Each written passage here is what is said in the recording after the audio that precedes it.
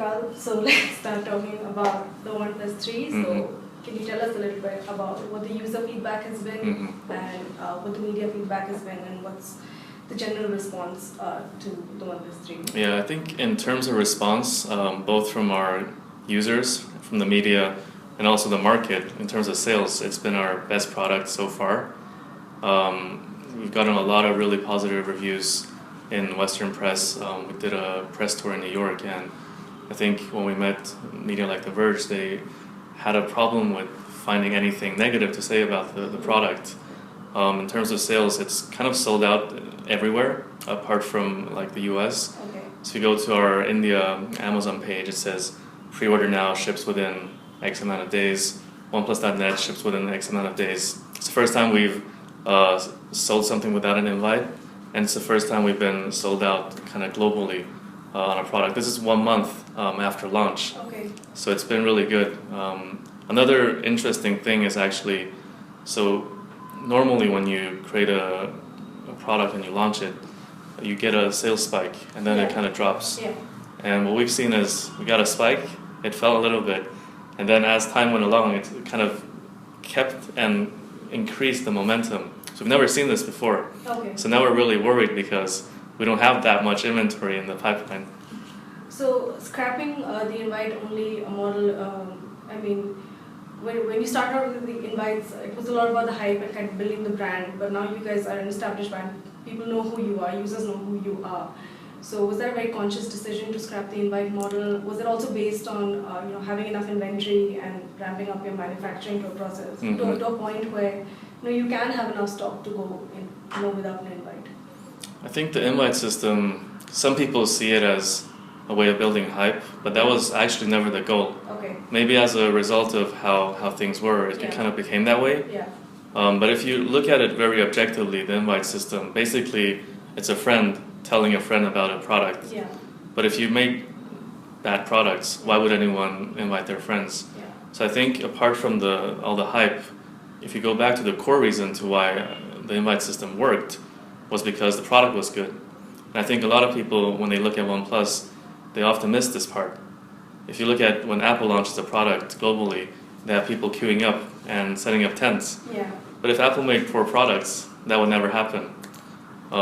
We actually set up the invite system to kind of help us scale, because we were very few people, we had never sold a product globally, and we just wouldn't know what would happen. What are the problems we're going to encounter? How much inventory do you make? That's why we have the invite system. But I think because the product was so well received with the OnePlus One, and we didn't have enough inventory, that kind of created the excitement behind the invite system. For the OnePlus 3, I think it's more about responsibility than anything else. Because if you look at it from our fans' perspective, OnePlus is 3 years old. Yeah. And before OnePlus could say that, hey, we're small and scrappy, we're young, we don't really know like how it's going to work.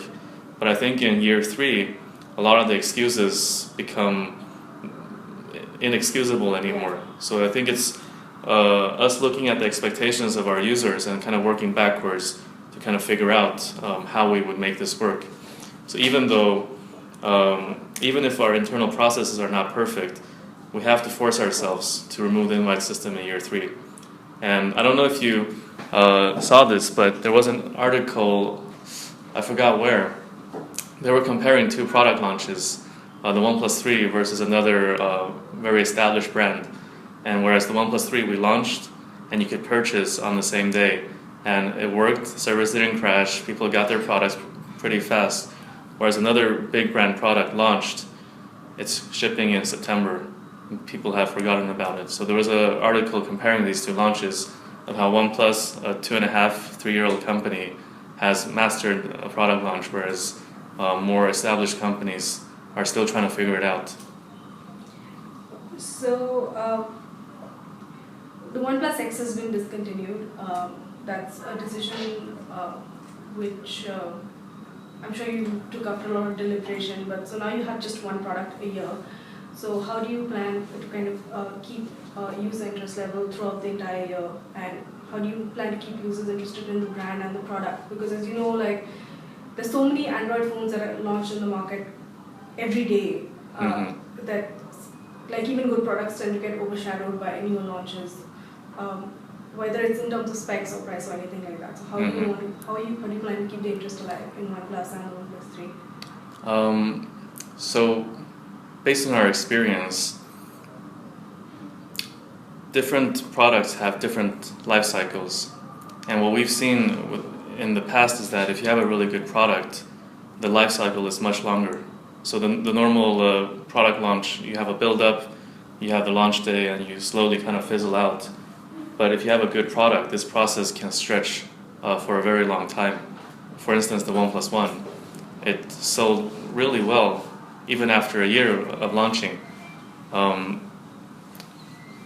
So for us, I don't think it's about trying to figure out ways of keeping the market engaged. And for us, it's definitely not about the specs and the price. I think the overall product and the experience, I don't think there's a lot of products that can compete with this in any market right now. So I think being a small company, there are a lot of disadvantages. For instance, we pay higher component costs. We have less,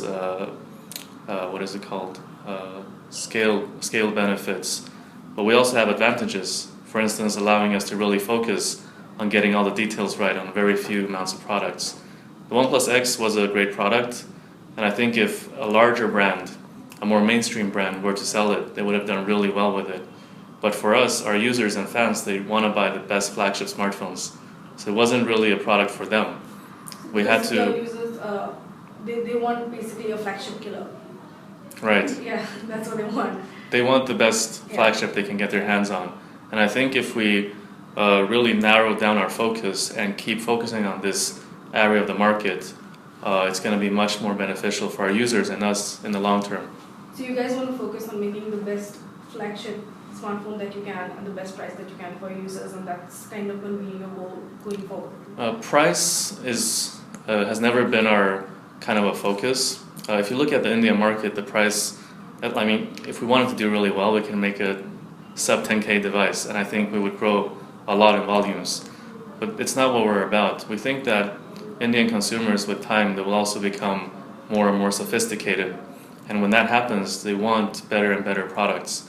So we'll be there waiting for them. Maybe it takes 2 years, 3 years, or 5 years. But once the market becomes sophisticated enough, everyone knows that OnePlus makes the best flagship smartphones, and we're there waiting. So a big part of OnePlus is obviously software, and now that Oxygen OS has kind of become much more stable, you've ironed out a lot of the bugs that were there in the earlier builds.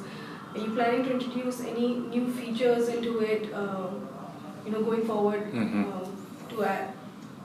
Basically, like for example, if you look at Micromax's they have something called Around You, which is like a bunch of services which they integrate into the software. So, any plans on something similar like that? I think for us, the core experience is very important. Maybe more important than adding more features. Okay. So for the OnePlus 3, we got pretty good reviews for Oxygen, but no one could pinpoint what exactly it is that made it different. So as an example, we've done a lot of work actually, despite the fact that it looks like vanilla Android. We've done a lot of work because we think that Google might not always have the best user experience.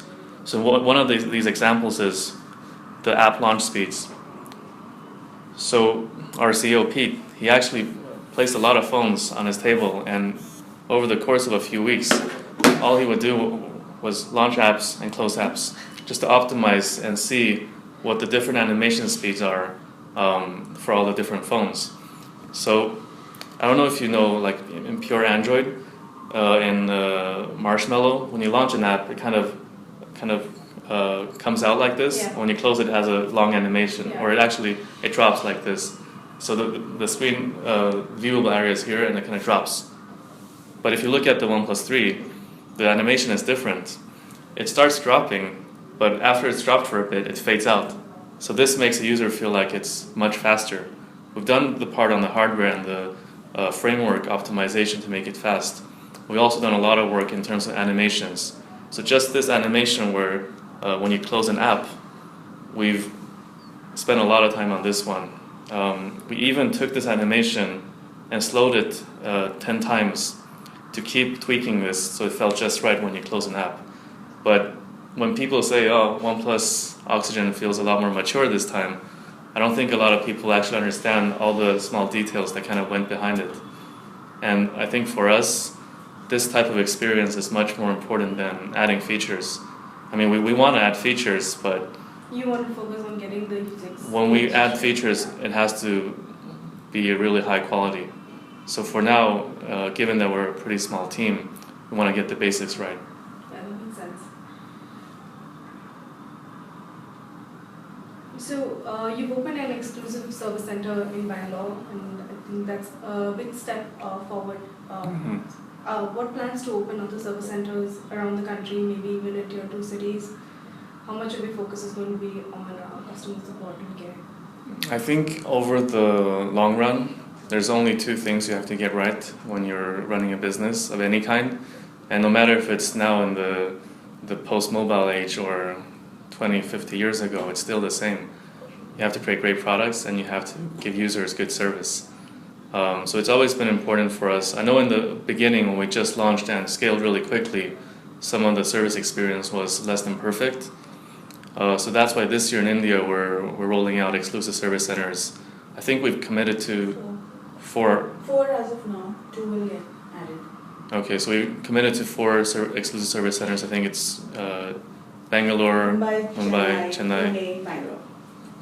Pune, and 2 more. 2 more will come up in Delhi and Hyderabad. Okay, so we committed to 4, and there's 2 more coming. How do you plan to handle service issues for people who live in smaller towns?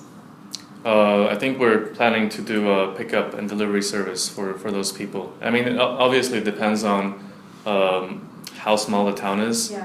If it's a place where we maybe only have 1 user, they might have to travel somewhere to get the phone fixed. Okay. Maybe to a pickup point or a delivery point. So you also have tie-ups with like third-party service centers? Mm-hmm. So globally we're working with very reputable partners that work with all the major brands.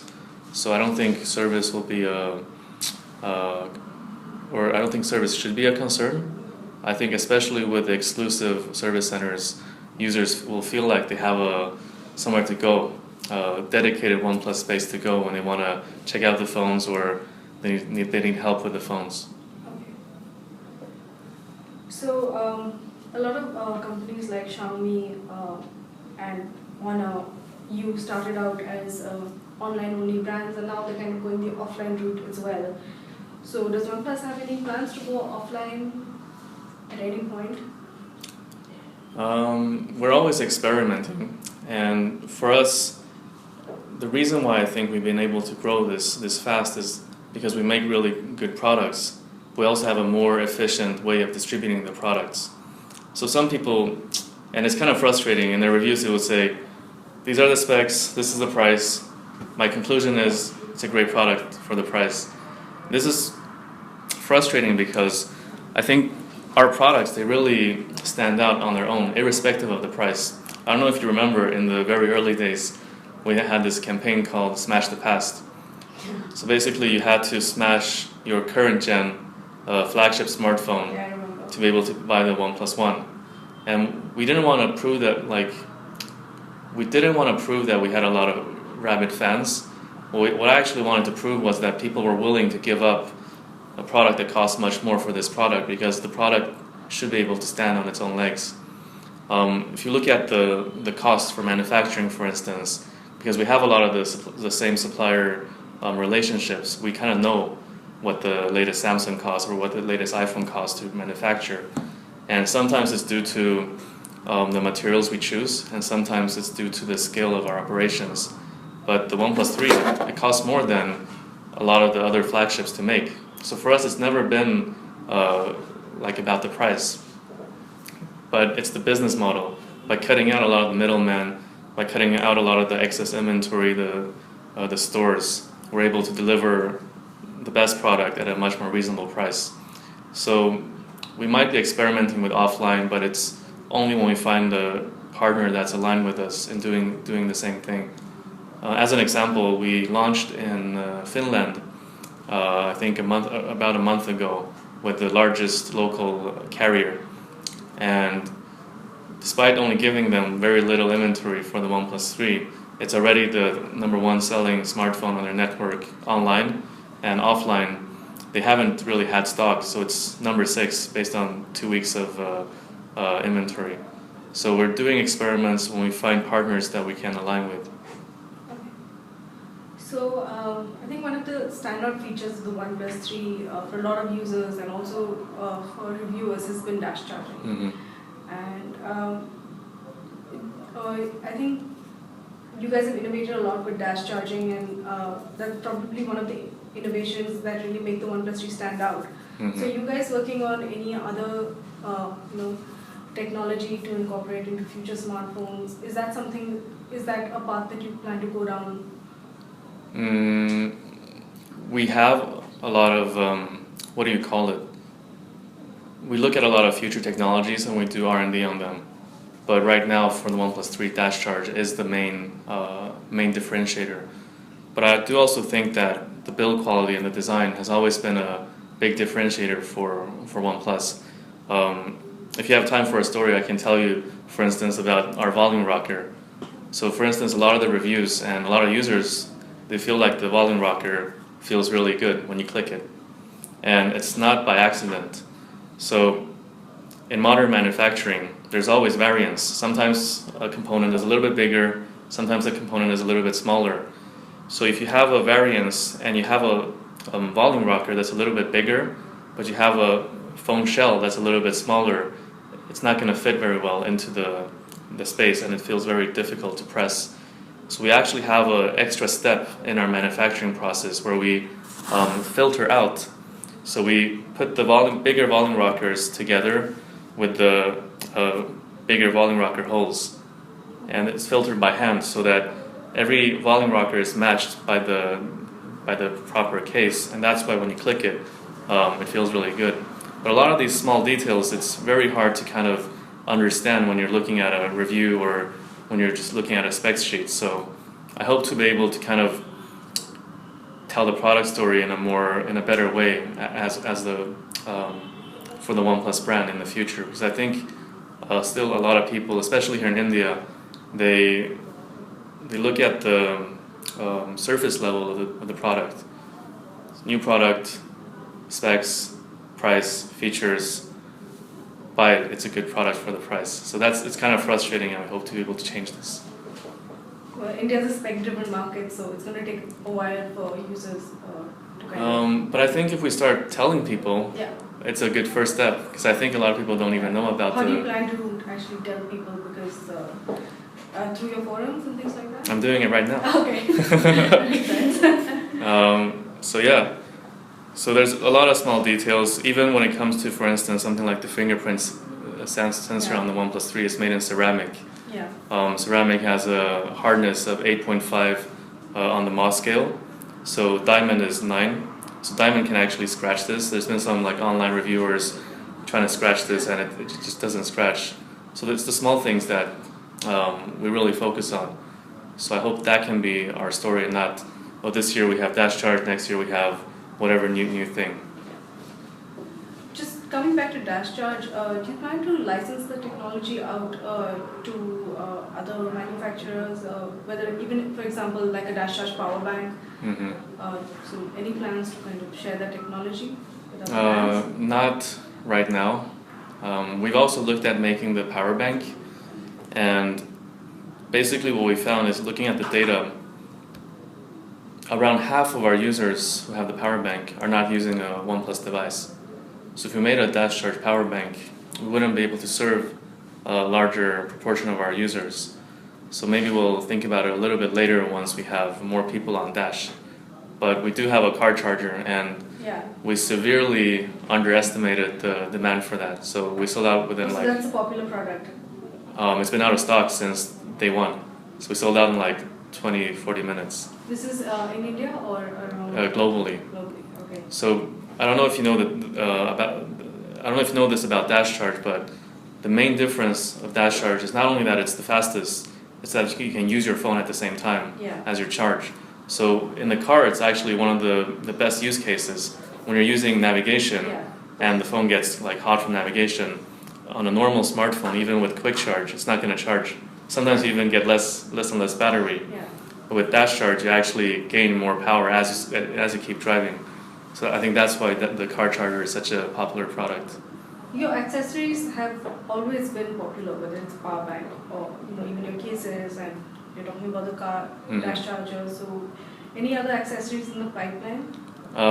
Yes, there's interesting things coming. Can you give us a hint?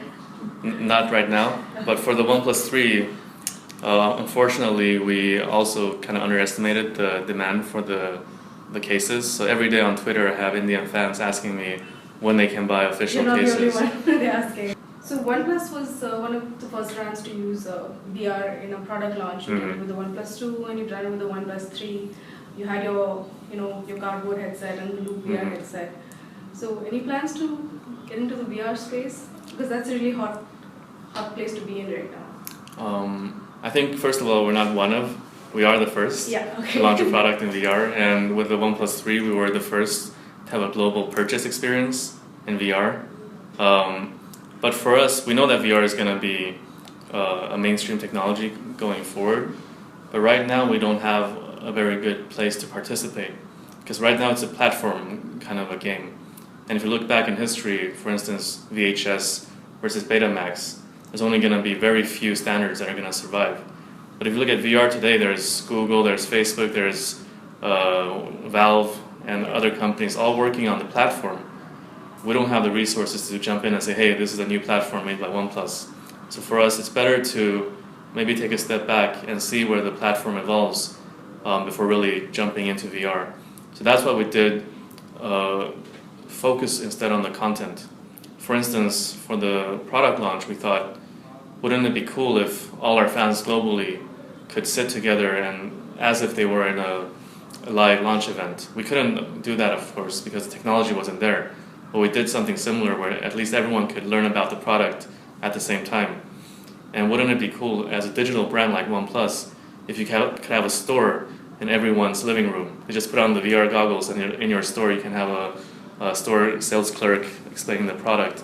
And of course the technology is not there yet, but we wanted to kind of take the first step and experiment with the Loop VR experience. So that's how we're going to participate. We're not going to focus too much on the platform side just yet. So just a last question. So with all these technologies like VR and IoT and all these different things coming up, do you see OnePlus as just a phone brand for the foreseeable future, or are you going to delve into something bigger? So first of all, the smartphone market is bigger than both VR and IoT. And also the smartphone is the center of a person's lifestyle. You always have your smartphone. So I think that being a smaller company, if we can focus on the smartphone and make the best flagship smartphones, that's going to give us a lot of opportunities to kind of branch into other areas in the future. But to be honest, I think we can still grow a lot more by focusing on smartphones before jumping into something else. If you look at all the examples in the market, once you separate the hype from the results, from the business results, there's no player doing well in IoT or in VR yet. Maybe it'll come, but it's just not there yet. Okay. Well, thanks for chatting with us, Carl. Thanks for the opportunity. Yeah.